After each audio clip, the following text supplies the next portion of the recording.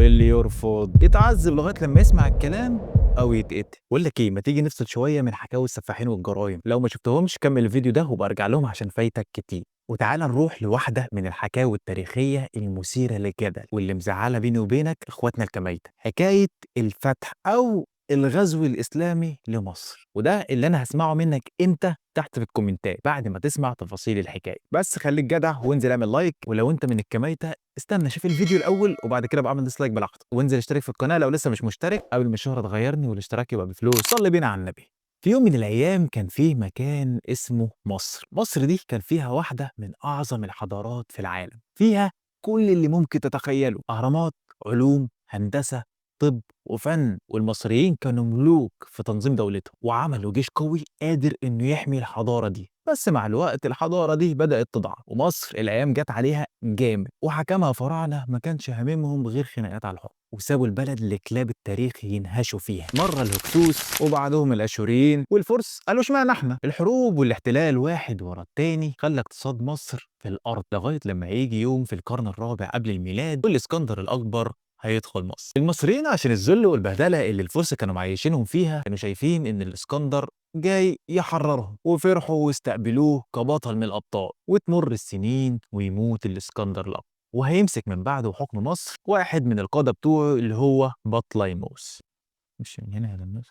علشان تبدأ فترة حكم البطالمة. البطالمة يا سيدي كانوا بيعملوا حضارة جديدة، كانت ميكس حلو كده ما بين الثقافة اليونانية والحضارة المصرية القديمة. بس كان في مشكلة واحدة بس، إن المصريين أصلا كانوا بره الليلة دي، وكل الحكم والخير كان البطالمة بس. المصريين من الآخر ملهمش فيه. وتعدي سنين تاني وحكم البطالمة يضعف، والرومان يدخلوا معانا على الخط واحتلوا مصر سنة 30 قبل الميلاد بعد هزيمة الملكة كليوباترا. ومن هنا يا سيدي هيبدأ الهم. الرومان كانوا باصين لمصر إنها مخزن الغلة بتاعهم، وإنها البقرة الحلوب اللي بيشفطوا خيرها لنفسهم. ومن غير أي رحمة الضرايب زادت بطريقة متعبة للناس، والمصريين ما كانش ليهم أي حقوق سياسية. احنا كتر خيرنا إن احنا معيشينكم معانا في بلدكم يا كلاب، هل عايزين حقوق سياسية يعني؟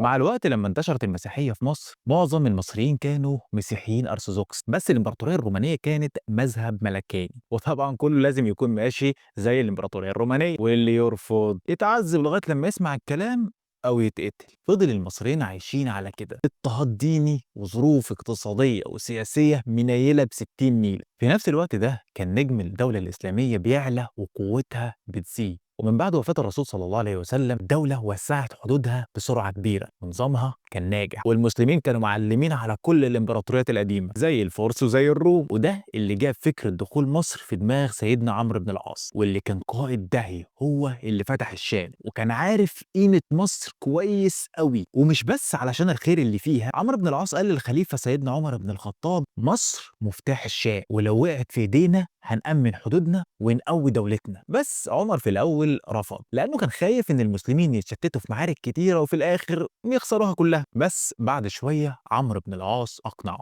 قال له: لو ما فتحتش مصر هتفضل خطر علينا. وفعلا اتحرك جيش المسلمين ووصل مصر وبدأ بمدينة العريش. وكل مدينة كان بيوصل لها عمرو بن العاص كان بيحاول انه يتكلم مع اهلها ويكسبهم، ومن غير سيوف ولا حرب ولا وجع دماغ كمل جيش المسلمين لغاية لما وصل مدينة بلبيس. وهناك حصلت عركة عالضيق كده مع جيش من الرومان، وانتصر جيش المسلمين وفضل ماشي لغاية لما وصل حصن بابليون. وده كان أكبر مركز للرومان في مصر. الحصن ده صحيح كان قوي جدا، بس الرومان بطمعهم والخناقات ما بينهم خلتهم أضعف من إنهم يقفوا قصاد جيش المسلمين. ومع كده قدروا إنهم يصمدوا قدام الحصار 7 شهور، لكن في النهاية اضطروا إنهم يستسلموا. طيب دلوقتي الرومان كانوا زبالة ومضطهديننا، يا ترى بقى ايه الوضع مع الجماعة الجداد اللي جايين وبيقولوا ان هم هينشروا الدين؟ يا ترى هيعملوا فينا ايه؟ ده كان لسان حال كل المصريين تقريبا، وهم شايفين المسلمين بيخلصوهم من قرف الرومان، لكنهم يا سيدي كانوا خايفين انهم يعملوا فيهم نفس اللي اتعمل فيهم قبل كده. ما هو اللي اتلسع من الشوربة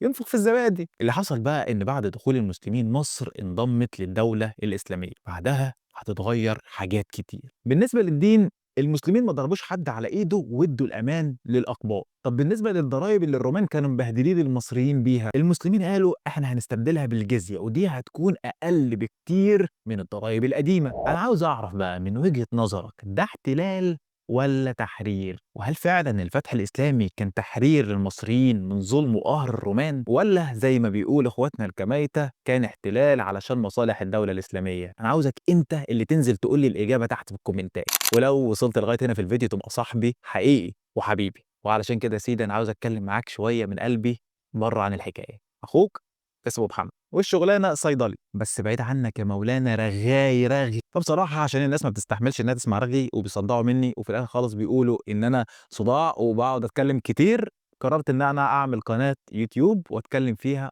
وأقول اللي أنا نفسي فيه. عشان كده ما تبخلش عليّا بالدعم، أهم حاجة اللايك والشير وإنك تشترك في القناة وتفعل زر الجرس علشان يوصلك كل جديد، وأهم حاجة برضه التفاعل مع الفيديوهات، علشان التفاعل ده هو اللي بيخلّيني عاوز أكمل أكتر وأكتر. وأشوفك في حكاية جديدة وسلام. التليفون هيفصل.